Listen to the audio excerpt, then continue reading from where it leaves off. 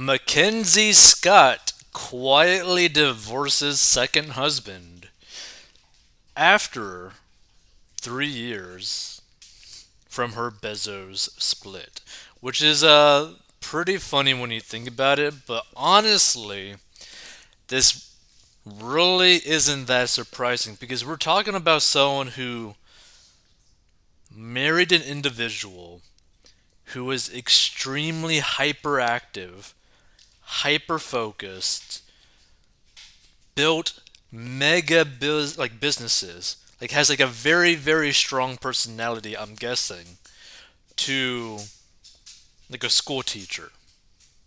Like the difference in terms of like in quotes caliber of the two individuals is like continents apart. Is like very different types of people. Now, if I was the guy that she married, I would try to get as much money as possible because, oh my goodness. Let's see.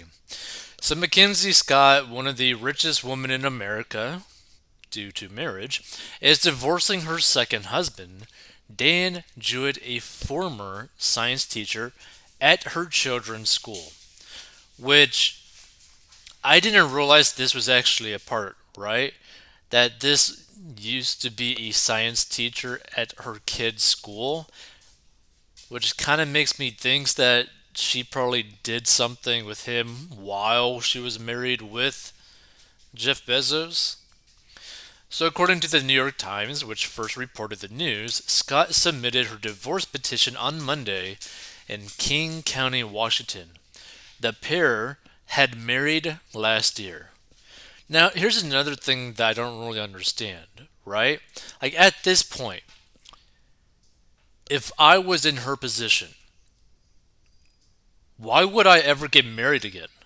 Like, where does it make any sense for me to get married again? Why would I put myself at financial risk again for not really much reason, right? Like, I already got my kids, I already went through the married life.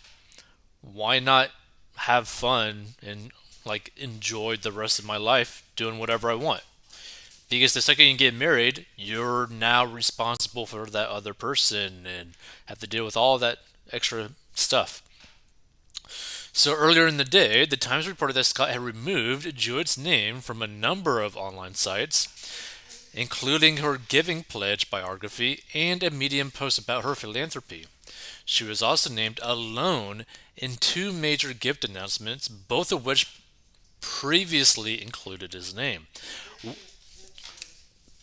One thing's for sure, when she leaves quick. So the Daily Beast was not immediately able to obtain a copy of the petition. A clerk in King County had said earlier in the day that there were no new filings available in Scott or Jewett's name. The Times reported that Jewett did not contest the divorce and that the terms of their separation would be guided by an existing and private separation contract. Now that's interesting. So Scott is worth an estimated 34.9 billion, according to Forbes, making her the fourth wealthiest woman in the country. And the fortune is comprised almost entirely of her stake in Amazon, the retailing giant founded by Jeff Bezos. She and Bezos were married for 25 years before their highly publicized 2019 divorce.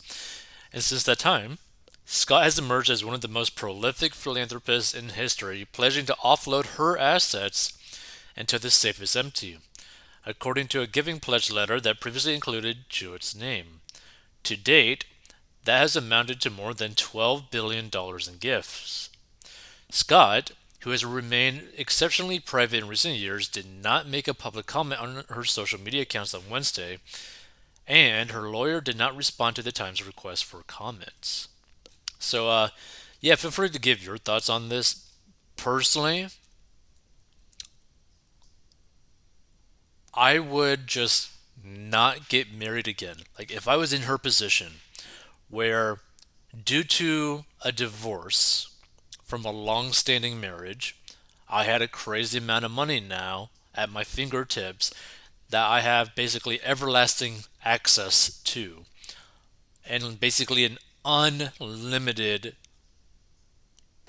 treasury to do what I wish with it, I would not get married again. I would give to things that I want to give to. I would buy things that I want to buy. I would go explore things that I want to go explore. Like, I would build things that I want to build without being pulled around by someone that I end up getting married to. Because you're still having to dedicate your time to your partner.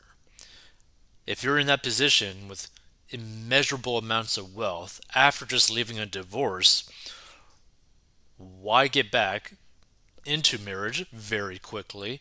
And why not just, be a little bit more independent? But again, like this whole kind of like weird divorce relationship thing that her and like Jeff Bezos had. I have a feeling that both of them were basically sleeping around on the other one while they were married, and they kind of knew about it, but because his ended up going public, they got a divorce from the whole situation. But yeah, because the thing is, I kind of feel like she was already doing something with this teacher while she was married with Jeff Bezos. She probably thought that, oh, if I were to marry this guy that I feel like I love, it might be actually something more worthwhile.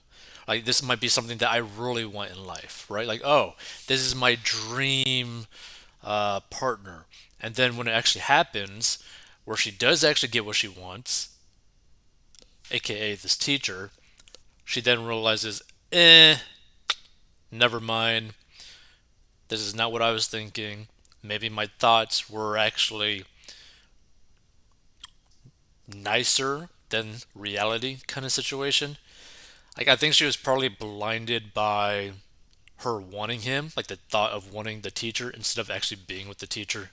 So, I don't know. Either way, this is why you gotta be very careful when it comes down to marriage. Like, if you are considering marriage, if there is no difference in income or net worth, like if there's like very little, okay, let's put it this way. Let's say that you have one person with like $1 million net worth, and then you have another person that has negative net worth. In that situation, get a prenup, right? For both individuals, like for protection.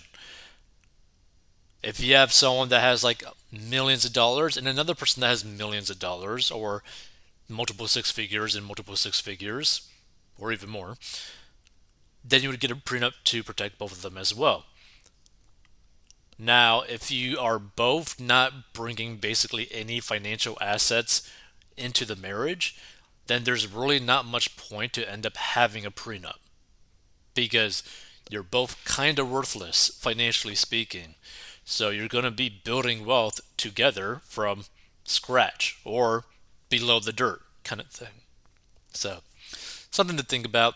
If you want to learn how to get out of debt and master your money, go to 40inbox.com.